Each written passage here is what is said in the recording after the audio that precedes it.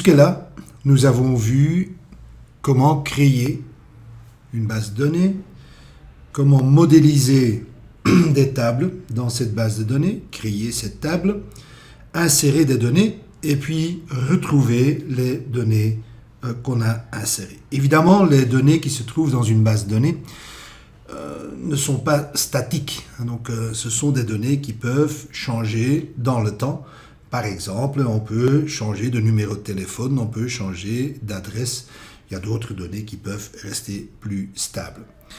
Mais donc, il y aura évidemment dans une base de données besoin de pouvoir modifier certaines données de temps en temps et de pouvoir effacer des données qui sont devenues obsolètes ou bien des données qui ont été saisies par erreur.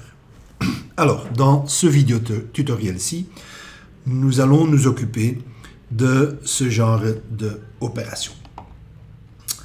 Alors, si je vais créer une requête, je vais par exemple prendre ici ma table des patients et je vais, dans une requête ici, je vais aller chercher les données qui se trouvent dans ma table de patients. Donc, select all from patients. Ça, on a déjà vu plusieurs fois. Et donc, je vais exécuter ce query et je vois le contenu de ma table. Supposons que Monsieur Henri Biganama, qui n'a pas de numéro de téléphone, qu'à un certain moment, il a acheté un téléphone. Et il voudrait qu'on enregistre son numéro de téléphone dans la table. Alors, au lieu de créer une nouvelle ligne dans cette table, avec toutes les données du patient et avec le numéro de téléphone, je vais évidemment, dans ce cas-ci, vouloir modifier les données ou la ligne existante du patient Henri Biganama.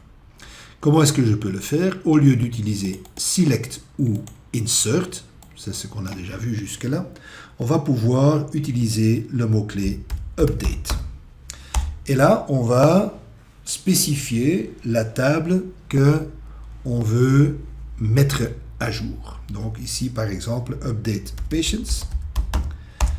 Et je vais spécifier la colonne ou les colonnes que je veux mettre à jour pour le patient ou pour la ligne en question. Donc ici, je dis update patient, set téléphone égale à, et je vais spécifier ici le nouveau numéro de téléphone. Supposons que c'est le numéro 4567890. Et là, je vais évidemment, si j'exécute ceci, le système va mettre à jour tous les numéros de téléphone de tous les patients. Il va les mettre égal à cette valeur. Je veux évidemment me limiter ici à la ligne du patient Biganama Henri. Et donc, je vais devoir utiliser ou ajouter un critère de sélection ou de recherche pour seulement adapter ou seulement mettre à jour la ligne du patient Biganama Henri. Donc, je vais ajouter ici une clause where et typiquement, dans ces cas-ci, ce qui va être très pratique, c'est de pouvoir utiliser une clé primaire parce que je vais pouvoir spécifier un critère qui va être unique pour la ligne en question. Donc, je peux mettre ici, par exemple, where ID égale à 4. Et si je fais ça, le système va mettre à jour le numéro de téléphone de ce patient seulement pour le patient qui a un ID qui est égal à 4. Dans la liste de patients ici que j'ai, j'aurais également pu choisir, par exemple, where nom égal à Biganama et, sorry, ici j'ai fait une petite erreur, voilà, et prénom égal à Henri. Ça va donner le même résultat parce qu'il y a seulement un patient qui s'appelle Biganama Henri dans ma table. Mais évidemment, si j'aurais plusieurs patients avec le même nom et le même prénom, il va mettre à jour le numéro de téléphone de tous ces patients avec le même nom et le même prénom. Il va mettre le numéro de téléphone égal à 4567890.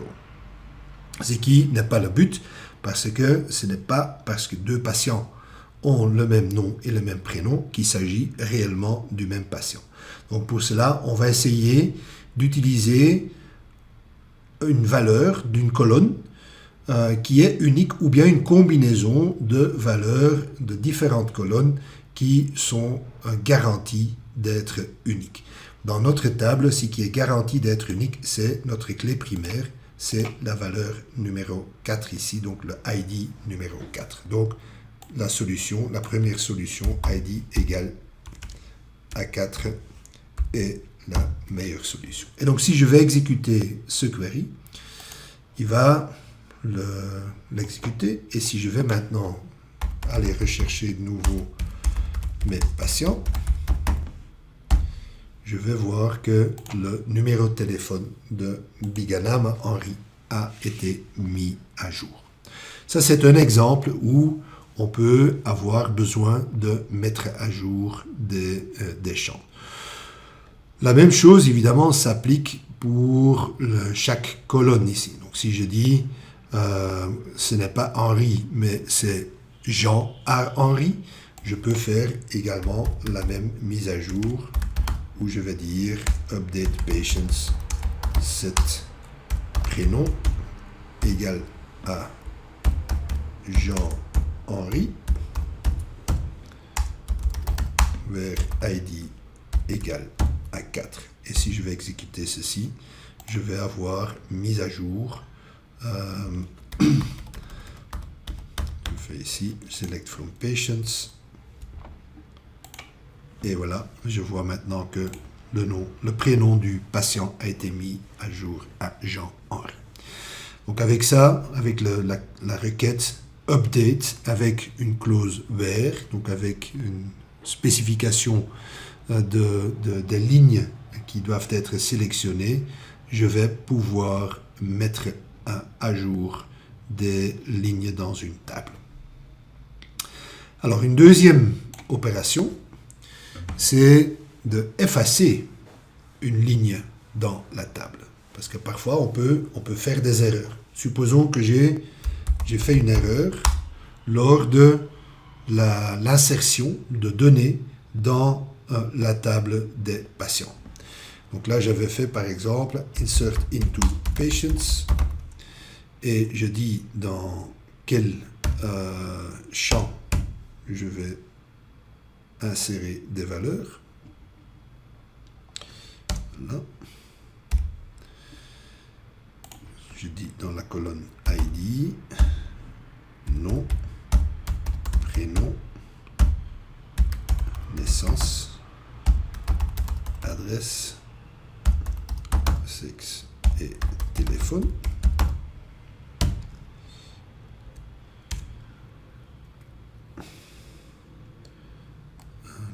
Là, values. Et puis je mets ici, supposons que je me trompe, je vais mettre deux fois la même valeur. Toari,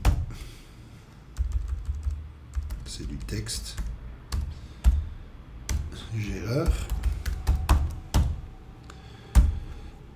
Puis la date de naissance, c'était 1966. 0430.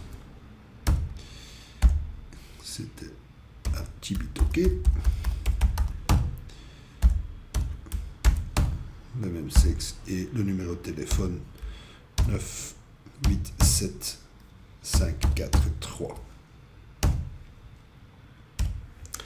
Voilà. Donc si je vais insérer ces valeurs, ça veut dire que par après, je vais avoir deux fois la même ligne dans ma table.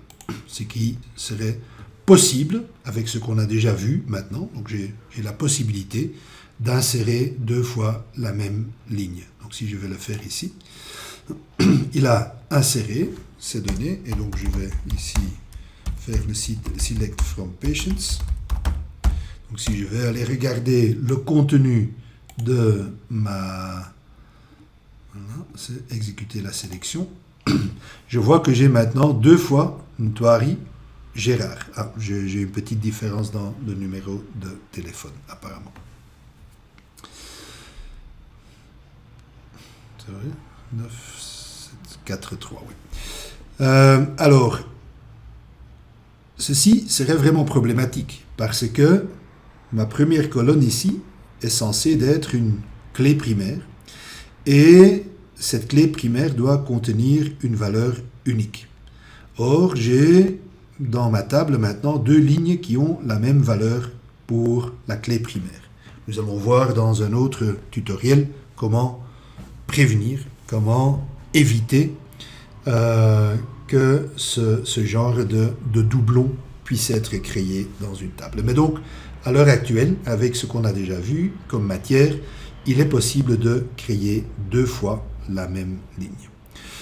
Ce que je peux faire ici, c'est de dire, ah non, il faut que j'efface une des 2 lignes, et puis je veux éventuellement recréer donc laisser les valeurs correctes dans la table. Si je veux effacer une ligne, je peux utiliser le mot-clé delete. Donc après insert, into et select et update, on voit ici un nouveau mot-clé qui s'appelle delete.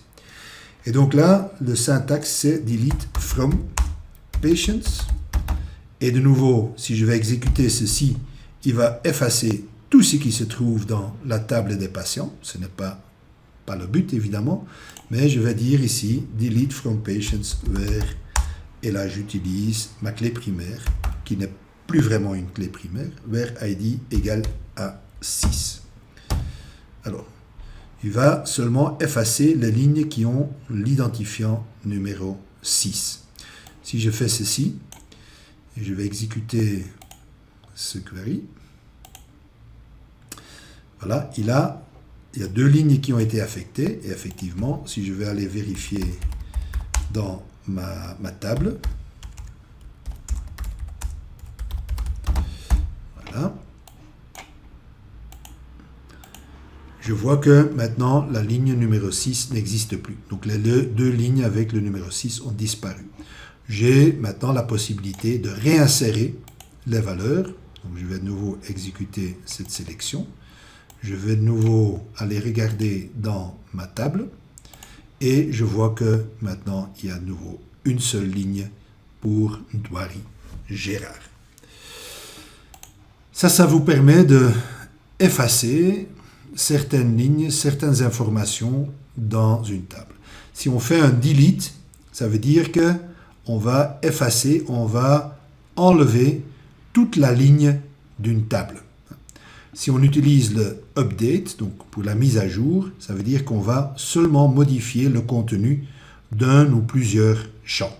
On avait vu le update pour un champ, mais je peux également l'utiliser pour plusieurs champs. Donc là, je vais vous donner encore un exemple. Par exemple, si je veux mettre à jour ici Niyimbere Égide et que je dis non, là je me suis trompé de nom, ça doit être Kazé Albert. Alors je vais pouvoir changer les 2 champs d'un seul coup. Donc si je fais ici update patients, set nom égale à Kazé, prénom égale à Albert, where id égale à 5. Donc ça c'est le update qu'on avait vu là tout à l'heure, mais qui va maintenant mettre à jour plusieurs champs d'un coup pour le critère qui a été spécifié, où je dis que le id est égal à 5. Donc si je vais exécuter ce query ici, je vais automatiquement avoir mis à jour la ligne en question. Je vois maintenant que j'ai casé Albert au lieu de Niyimbere. C'était quoi? Égide. Et voilà, avec ça, vous avez de nouveau un petit arsenal de nouvelles commandes pour faire la mise à jour dans une base de données. Je vais vous donner quelques exercices. Donc, j'aimerais bien que vous puissiez mettre la date de naissance du patient Delay Francine égale au 1er janvier de 1980. Donc, la date de naissance ici du patient Delay Francine, il faut le mettre égal au 1er janvier de 1980.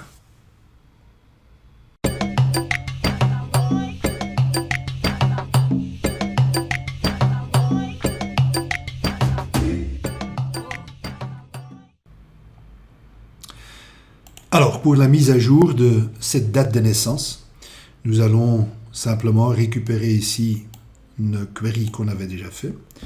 Je vais simplement faire update patients set naissance égale à, et je dois utiliser évidemment le format de date SQL. Donc là, ça va être 1980 01 01 et puis where. Et je vois ici que la clé primaire du patient Delay Francine, c'est 2. Donc là, je vais dire que ID est égal à 2. Ça me garantit que je vais seulement mettre la date de naissance à jour pour ce patient-là. Parce qu'il n'y a aucun autre patient qui a la même valeur pour la clé primaire. C'est la définition d'une clé primaire. C'est une valeur unique pour chaque ligne de la table. Donc, si je vais exécuter ceci, je vais exécuter la sélection et puis je vais aller regarder ma liste de patients. Je vais voir que maintenant, Delay Francine est né le 1er janvier 1980. Ici, à la fin de ce petit vidéo tutoriel sur les mises à jour et les deletes, je vais vous donner encore une liste d'exercices que je vous encourage d'exécuter sur les différentes tables avec lesquelles on a déjà travaillé pour prendre un peu l'habitude d'utiliser des queries de mise à jour et de delete.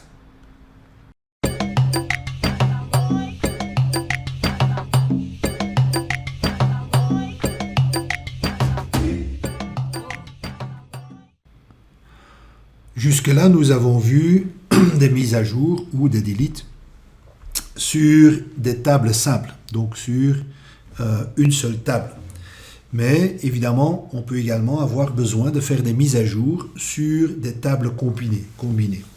Supposons qu'on a besoin ou on veut réduire le montant des factures de tous les patients qui habitent à Bururi, qu'on veut réduire ça de 50%. Ça veut dire que je vais devoir faire un lien entre patient et facture et je vais devoir mettre à jour la table des patients. Alors, comment est-ce qu'on va le faire? On va ici créer évidemment une requête avec la commande update, mais je vais déjà spécifier ici les deux tables dont il s'agit. Donc, j'ai patients facture et je vais simplement dire cette facture, non, oui, sa facture, et puis c'est le montant, égal aux factures montant divisé par 2, donc je vais réduire de 50%, where, non, ça c'est pas bon, je ne sais pas pourquoi il met ici les petits côtes, attends, divisé par 2, comme ça, where, et puis je dois spécifier mon critère, donc là c'est où, évidemment d'abord le lien entre la clé étrangère et la clé primaire, clé étrangère dans facture, clé primaire des patients, donc où facture.patient est égal à patient.id et seulement pour les patients où l'adresse est égale à Bururi. Voilà, donc là, on va mettre à jour les deux tables, la combinaison de deux tables, mais je vais seulement mettre à jour le champ ou la colonne montant dans la table facture. Je vais le diviser par deux pour les patients qui sont liés à une facture et qui habitent à Bururi. Donc quand je regarde actuellement les factures, donc quand je vais regarder les données, je vois que donc j'ai mon patient, j'ai un patient qui habite à Bururi, c'est le patient numéro 4. Le patient numéro 4, voilà, il a une facture ici pour un médicament de montant 185,5 francs, probablement. Et donc, il devrait alors diviser ce montant par 2. On va essayer, on va exécuter la requête. On exécute et je vais de nouveau aller vérifier mes factures. Si je vais faire rafraîchir, je vois qu'effectivement, il a divisé le montant de la facture de 50%. Il a seulement fait pour ce patient-là, ou cette facture-là, et pas pour les autres factures. Donc seulement pour les factures qui appartiennent à des patients de Bururi.